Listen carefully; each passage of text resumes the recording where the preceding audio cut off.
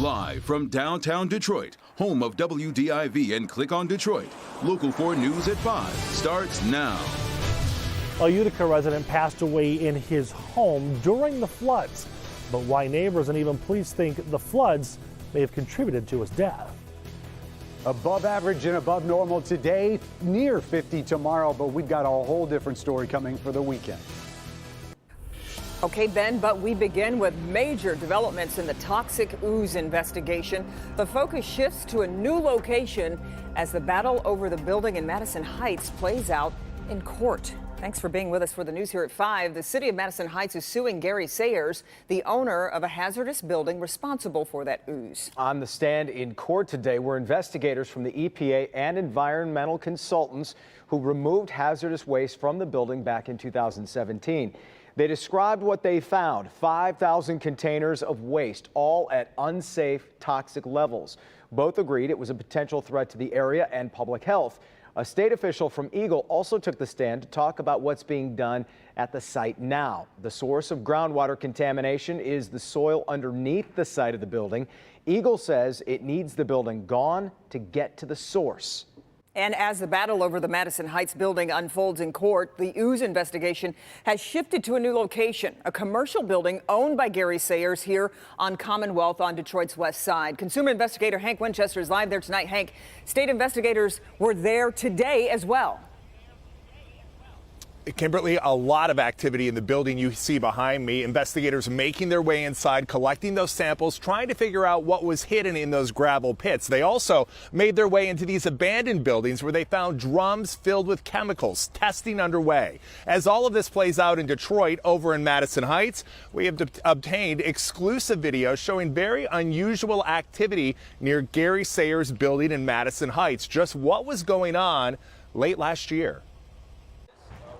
This video shows investigators carrying new samples out of a building owned by Gary Sayers in Detroit. In these containers, we've learned a green liquid type substance that may be similar to the toxic ooze found coming from another building owned by Sayers in Madison Heights. It seems that just looking at the liquids that it certainly was similar to what was seen in Madison Heights. Is that what you're hearing from people on the inside? Yeah, some of the pits were empty. Some did have a greenish liquid that was very similar to the hexchrome that we saw in Madison Heights. There also were some pits that had a reddish liquid in it. Today, the search for new clues taking investigators to other nearby buildings in this Detroit neighborhood. Most of them are abandoned. But inside, you can see barrels and items that may be tied to Sayers. There are some court documents that show there was transit between the two facilities in terms of storing and the hazardous materials. So. Between Madison Heights and Detroit. Correct. Also new today, this exclusive surveillance video shot late November of last year. In the video, you can see a person using heavy-duty equipment, removing items from inside electroplating services in Madison Heights.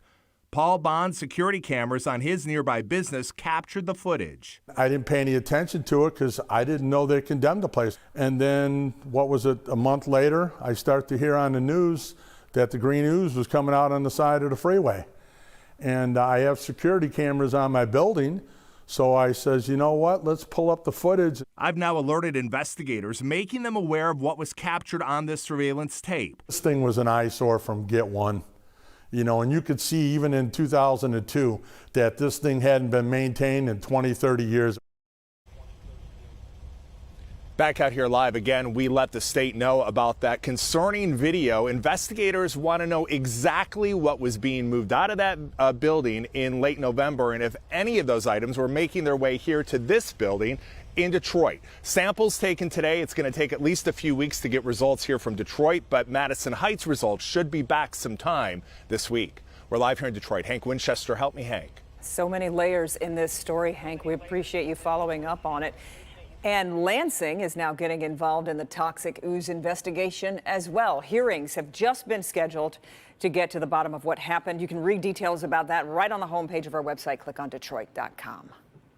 Well, after a weekend that really kept us glued to our local forecasters app. I know that's a shameless plug, but I really was on it all weekend. I think we could use a break in the action. Yeah, we really could. Spots all across town still drying out after all that rain, too. Let's get over to Ben, see what it's looking like. Are we going to get that break, at least for a few days? We are, Kim and Jason. At least much of this week is going to be weather inconsequential. Didn't quite get the sunshine today to get us to 40, but that was the least of our concerns. Temperatures still above average again, so that streak continues. Mid-30s is what we're looking at right now. A little bit of a wind, but it is going to die down tonight, which may be bringing in some fog. Next chance of getting some precipitation is stacking up out here to the west, but this one not going to be much. In fact, the Tuesday and Wednesday system we're watching, a couple quick hitters, really not a lot of moisture, and it's going to be pretty fast moving. So we'll look at those. Cooling down late week, and that sets the table for, guess what? Another weekend winter storm that we're watching for Friday through Sunday morning. We'll tell you how that's going to compare to what we just went through in a few minutes. Guys? All right, Ben. Family members of a Utica man are trying to sort out some details after they believe he had a heart attack and died Saturday night. What makes this out of the ordinary, though, is the man was fighting against those floodwaters, trying to push stalled vehicles. As Nick Monticelli reports, there was so much water surrounding his home, even first responders had a hard time getting there. Yeah, I can't believe it. I've known him for a long time. Looking directly next door, Mike Ferens is astonished his friend and neighbor is gone. The 59-year-old had what's believed to be a heart attack during the storm on Saturday night. This Utica neighborhood borders the Clinton River. By Saturday afternoon, many roads and parks had turned into their own river. So when this man needed help, even police and firefighters had a hard time getting to him. Where is he? This area in Utica is known for flooding. In fact, those who live down the bottom of this hill actually moved their vehicles to the top of it, parking them over here to avoid the floodwaters. They were getting their cars up to the corner, like I said, and it's a real low spot right there going up the hill, and the one car didn't make it, and I guess he was pushing to try to get it up the hill, and he had a heart attack and fell in the water and passed away. The car he was pushing stalled in the floodwater, and not to be callous about his death, but some believe there's a lesson here. Heed Mother Nature. When Mother Nature is developing a situation that could compromise where you're at, by all means, don't disregard it, move quickly, and just leave whatever's behind, because you can always come back for it. Where is he? You don't screw with Mother Nature. No, I've seen it pick up things that is unbelievable. In Utica, Nick Monticelli, Local 4. And the victim in this case would have turned 60 next month. Today, Detroit City Council discussed sweeping changes aimed at keeping dangerous dogs off the streets. The proposed new rules come following the death of 8-year-old Emma Hernandez back in August of last year. And as Jamie Edmonds shows us, one proposal is getting some vocal opposition. It was here on Central Street where 9-year-old Emma Hernandez lost her life, mauled by dogs last summer. The family says their lives are forever changed because of a neglectful owner. It's been sad because it's just bad how when something happens like that to someone who hasn't lived their life, they have a whole life ahead of them and it's just gone. That's Jorge Flores, Emma's uncle. He came to City Council to find out what's being done to make sure this tragedy is not repeated. Wake people up, make them more responsible. For months, City Council President Brenda Jones, the City Law Office, and the Health Department have worked to amend the Xavier Strickland Ordinance.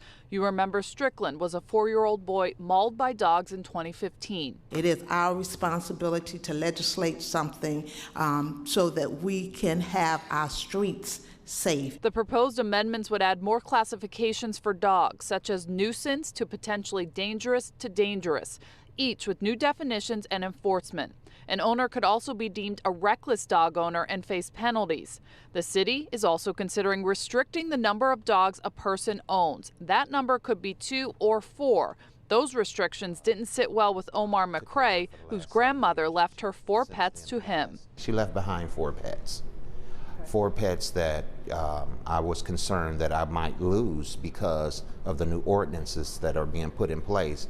Because prior to her passing, I had my own 4. City Councilwoman Janae Ayers had questions about enforcement of all the amendments. I know we have to do something, but a lot of this is not even enforceable, and that's where I have a bit of contention. The committee will reconvene in 2 weeks to try and hammer out the details. In Detroit, Jamie Edmonds, Local 4.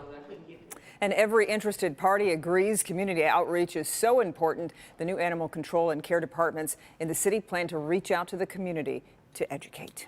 All right, Bernie's here with another big story of the day, an historic decision from Major League Baseball today. This got some reactions in the newsroom. And it will continue to get some in Boston also because of Alex Cora. Baseball today came down on the Houston Astros for stealing signs from other teams. They suspended manager A.J. Hinch and general manager Jeff Luhnow. Each got a 1-year suspension. They also fined the Astros $5 million and took away their first 2 picks in the next 2 amateur drafts. But then Astros owner Jim Crane decided to go a step further. He fired both men. I have higher standards for the city and the franchise, and I'm going above and beyond MLB's penalty. Today, I have made the decision to dismiss A.J. Hinch and Jeff Luhnow. They are gone. Also, Alex Cora, who currently manages the Red Sox, was a bench coach with the Astros when the thievery occurred in 2017. That's when the Astros also won the World Series. Cora is expected to get the hammer also because Boston won the World Series in 2018, and the same thefts occurred there. Wow. A lot of people on Twitter were talking about how Pete Rose, like he was banned for life from, and his penalty was harsher than what this team. Well, gambling is against the rules. That's right. You can steal signs. You can't just do it with technology, and that's what they did. So that's where the difference came there. That's just crazy. It's a fascinating story of how it all happened. Yeah. A lot more to how come they on did this. it, Yeah. too. All right, thanks, Bernie. We're back on the 5 with a major break and a troubling string of robberies. New tonight, why police think they've caught the crew responsible for hits on multiple Target stores. And a split-second loss of control ends tragically for a snowmobiler up north. Here's Rod.